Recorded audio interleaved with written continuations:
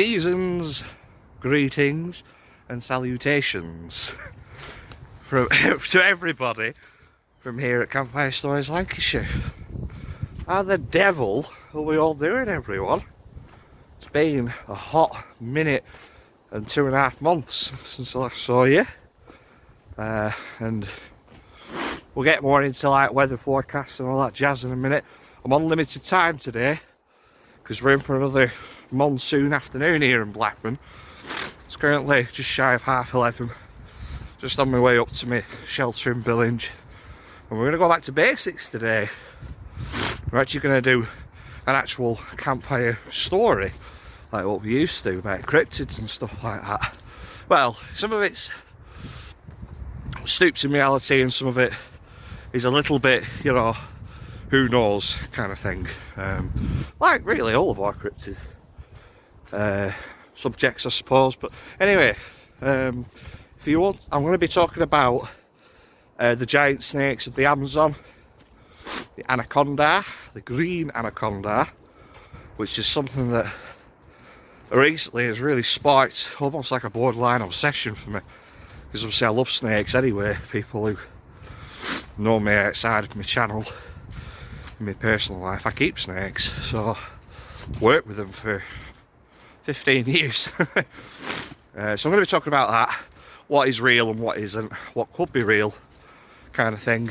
So yeah, that sounds like something that will be of interest to you. Please stick around.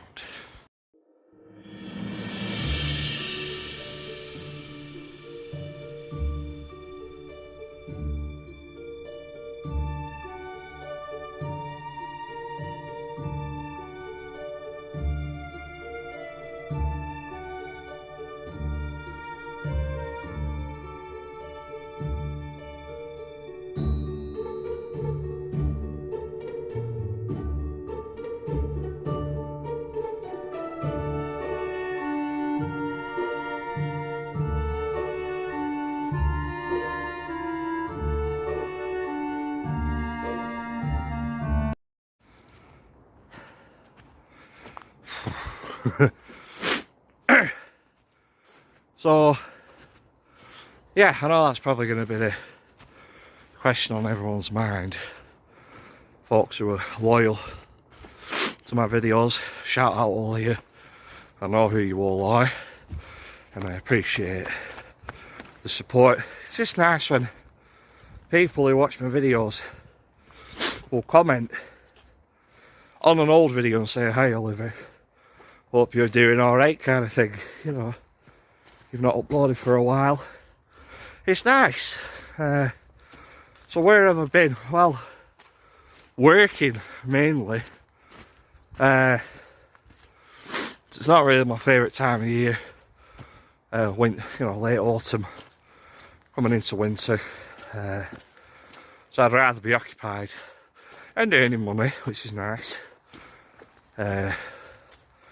Otherwise I end up doing daft things like drinking a pint's worth of cracking rum, falling into drywall. Mum and Dad, at least I'm honest. At least I can recognise my toxic behaviours when they happen. And I've never touched... that was 2 years ago. Never touched rum since. Honestly, Scout's honour. So yeah, I've been working. I've been getting out. We've got a new lad at work who's moving in with us in the new year, who I can't mention his name because of GDPR. Millie, she's my sister Millie, the sceptical sister Millie. She's working at my place now. She's a support worker. I'll have to take it over. Yeah, this new lad, he's very proactive. He really likes walking, he likes animals, he likes being out in nature, so every time he's with us I'm bashing out like 7-8 mile hikes with him in countryside. So I'm getting out, but I kind of made my mind up, I think I do anyway, at the end of my last wild camp video in October. I wasn't overly bothered about coming camping this winter because I did it last year. I've experienced it. It wasn't really to my liking compared to spring and summer camping. and barring a situation where I really needed to get out for me noggin, or if someone wanted to come with me for company, I've decided I weren't going to do any camping this winter. But with that, you know, I've not been making videos. I've just been kind of keeping it straight and narrow, working and looking after my pets. But I've got some big plans for 2024, outdoorsy stuff, so there will be some good videos coming up in the future. Fucking hell. Anyway, see you in a bit.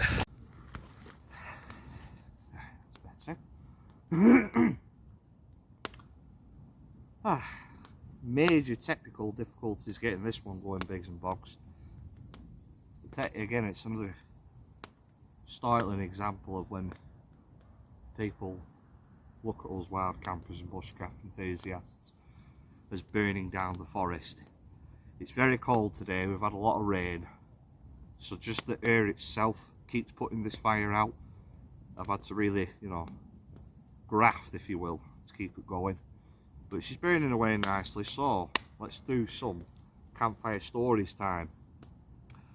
So yeah, obviously those who know me well know I'm into me, very passionate about the animals, but in particular snakes. And just watching dog walkers over there. Long story short, this year I've actually come into a bit of money, believe it or not. I got quite a healthy tax rebate a couple of months ago, and I'm saving up to go travelling over the next couple of years, hopefully, as long as no magic or tragic happens. And I'd like to go to Australia, because I went to Africa when I was 20. That was 10 years ago. That were more for elephants and lions and rhinos and big, you know, big fauna, if you will. And I weren't really into reptiles at that time. I had a snake and a bearded dragon, whereas now obviously reptiles are part of who I am. So I'd like to go to where the reptiles are next time. And if you're going to go looking for reptiles, you go in Australia, because obviously you've got crocodiles, snakes, they're all there, tortoises, a variety of species. But I was listening to a podcast by a zoologist and explorer called Paul Rosalie, I think his name is, and he was on the Joe Rogan podcast, and I was listening to him tell a very, very credible, you know, explorer and zoologist. He went to the Amazon to look for green anacondas a couple of years ago, and green anacondas, depending on what snake expert you talk to, is the biggest snake in the world. They weigh as much as an African male lion, the big females, which is really double the weight of the longest snake in the world, which is the reticulated python. To put it all into contrast, I have a boa constrictor at home. That's my biggest snake, and he's just shy of 10 foot. His girth at his biggest point is about that, just shy of 10 foot. Big heavy snake. Reticulated pythons, they can get, well, the longest one ever recorded in the wild was 28 foot, I believe.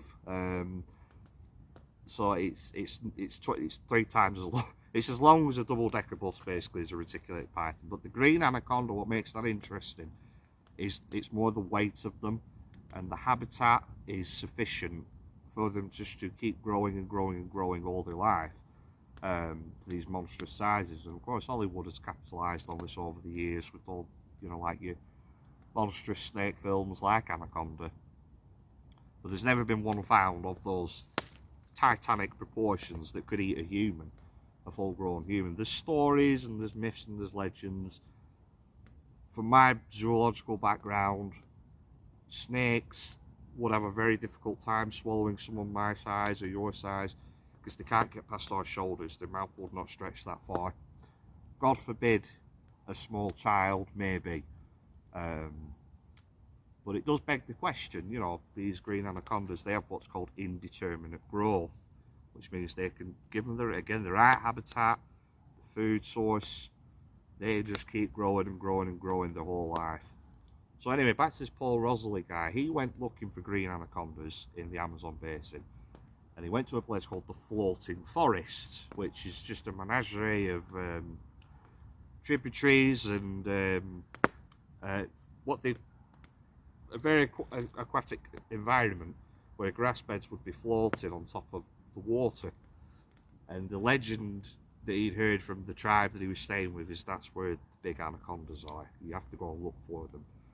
So he went with a few locals, and for all intents and purposes they were wild camping in this place, and he claims to have seen the biggest anaconda he's ever seen in his life, and it was at least 25 feet long. The longest anaconda ever caught was 18 foot according to scientific literature, so that's almost 10 foot longer. And as a scientist, as an explorer, his instinct was to catch this snake, and he attempted to do this with one of the locals. And this is what's clever about, I think there's some weight to this story, because the snake didn't try to attack him. The snake tried to evade, tried to escape, and for the most part snakes are like that as animals. They're very defensive. They're not aggressive, they're defensive, because snakes are very shy creatures. They just want to be left alone. You know, rattlesnakes, for example, when they rattle the tail, that means don't come near me.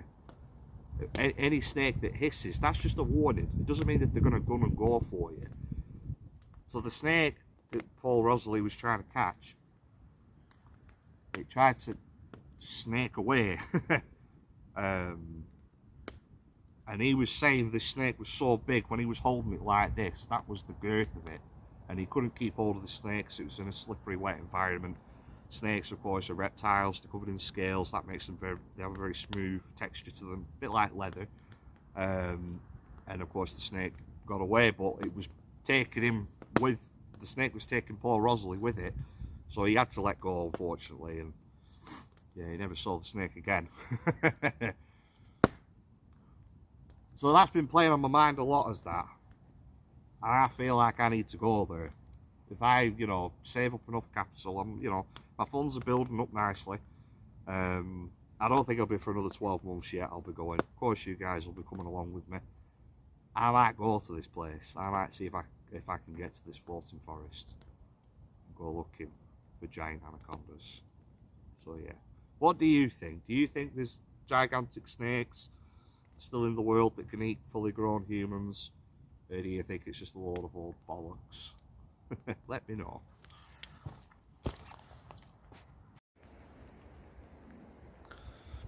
So my little fire's just dying down now.